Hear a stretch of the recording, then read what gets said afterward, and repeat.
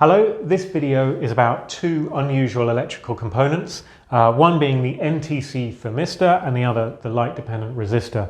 Now what's unusual about them is in most cases with electrical components, as they heat up, they increase in resistance. So the particles in the wire, they have more vibration energy, it's harder for the current to flow through. A good example of that is a filament lamp.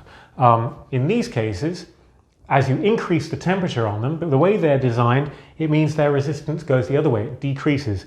NTC in the thermistor actually stands for negative temperature coefficient. So that means as you increase the temperature, the resistance goes down. The same is true for the LDR. As you increase the energy, as in you put light on it and you make it brighter, the resistance goes down and more current will flow if the resistance goes down.